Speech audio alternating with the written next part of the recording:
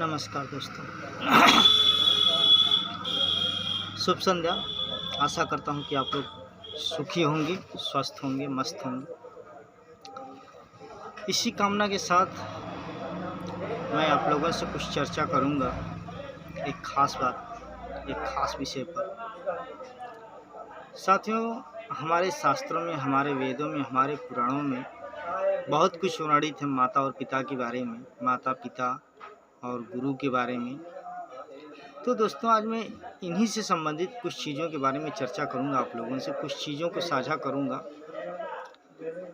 दोस्तों, मैं बात कहूंगा आप लोगों से, इस धरती पर कहा जाता है, धरती को भी माता कहा जाता है और इस पृथ्वी पर माँ का दर्जा बहुत ऊंचा माना गया है।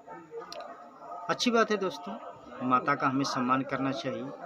एक स्त्री है जो माँ भी बनती है, बहन भी बनती है, बेटी भी बनती है, भाभी भी बनती है, ननद भी बनती है, मौसी भी बनती है, दादी भी बनती है, नानी भी बनती है। एक स्त्री न जाने कितने रिश्तों को संजोए रखती है और वही स्त्री इन रिश्तों को संजोते हुए उन रिश्तों को भी मजबूत करती है, उन रिश्तों से संबंधित जड़ों को भी मजबूत रखती है। दोस्तों, मैं बात करूंगा पिता के बारे में। बहुत कुछ लिखा गया है, बहुत कुछ नहीं भी लिखा गया है, बहुत कम लिखा गया है। माँ के विषय में तो सारी दुनिया जानती है, सारी दुनिया पढ़ी है, सारी दुनिया लिखी है और हमारे वेदों में, हमारे पुराणों में भी इसके बारे में लिखा गया है, चर्चा किया गया है। लेकिन दोस्तों, पिता, धरती यदि माता है तो आकाश हमारा पिता है। अर्थात जितनी बड़ी धरती है उससे कहीं बड़ा हमारा आकाश है। कहने का तात्पर्य ये है दोस्तों कि धरती पर हम लोग जितने भी कार्य करते हैं, चाहे जैसे करते हैं, लेकिन इस धरती की छाया तो आकाश ही है। जितना जितना विशाल हृदय इस धरती का है, उससे कहीं लाख गुना बड़ा हृदय आकाश का है। पिता भी ठीक उसी आकाश की तरह होता है, उसी आकाश की तरह होता है जिसके छांव तले धरती भी पनाह लेती है और अपने आप को और अपने ऊपर सभी को आश्रय देती है। लेकिन दोस्तों, आकाश में भी उससे भी कहीं ज़्यादा चीज़ें छिपी हुई हैं, देखने को मिलती हैं। जैसे हमारा सौरमंडल है, हमारे आकाश में सूर्य भी है, तारे भी हैं, चाँद भी है और न जाने क्या क्या है, कितने ग्रह हैं, कितने उपग्रह हैं, अनगिनत उपग्रह और अनगिनत ग्रह हैं।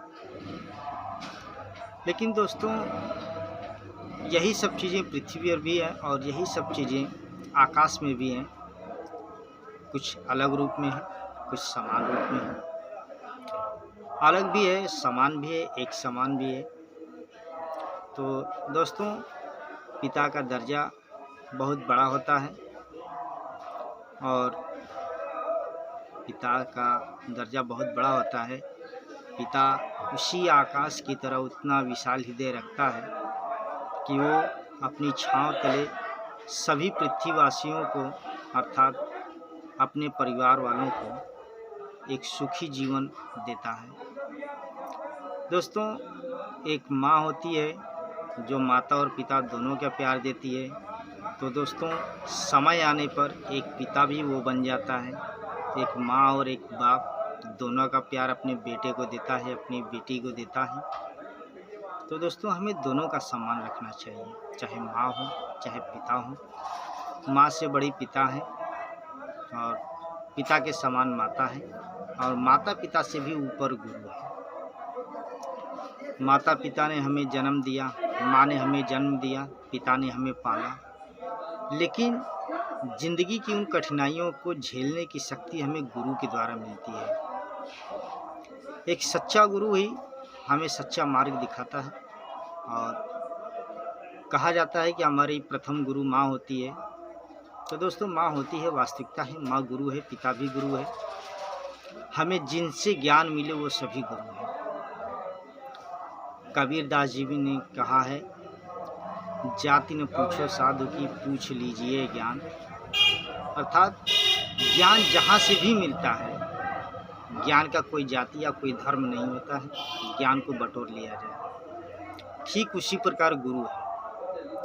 जिस प्रकार ज्ञान का कोई धर्म और जाति नहीं है, ठीक उसी प्रकार गुरु की भी कोई जाति और कोई धर्म नहीं होनी चाहिए। क्यों? क्योंकि यदि ज्ञान की कोई वो नहीं है तो ज्ञान देने वाले की जाति और धर्म हम कैसे सुनिश्चित कर सकते हैं। ये अपने आप में कहना एक घोर पाप है, घोर अनर्थ है। ऐसा नहीं सोचना चाहिए। गुरु भी गुरु है। माता पिता से भी ऊंचा दर्जा गुरु का होता है। जितनी पूजा हम अपने माता पिता की करते हैं, उतनी ही पूजा हमें अपने गुरु की भी करनी चाहिए। दोस्तों, पिता हमारे लिए सब कुछ है। पिता का वास्तविकता जानना है, पिता की कमी जाननी है आपको, तो उस घर में जाएं जहां पिता नहीं है। उस घर के बच्चों से मिले जिसके पास पिता नहीं है। माँ की अहमियत जाननी है तो उस घर में मिले जिस घर में माँ नहीं है। जिस बच्चे के पास माँ नहीं है, माँ के लिए उस बच्चे से मिले जिस बच्चे के पास माँ नहीं है। वो आपको बताएगा कि हाँ, माँ क्या होती है। यदि माँ की आपकी आवश्यकता है, माँ के विषय में जानने की चाह रखते हैं तो वहाँ मिले।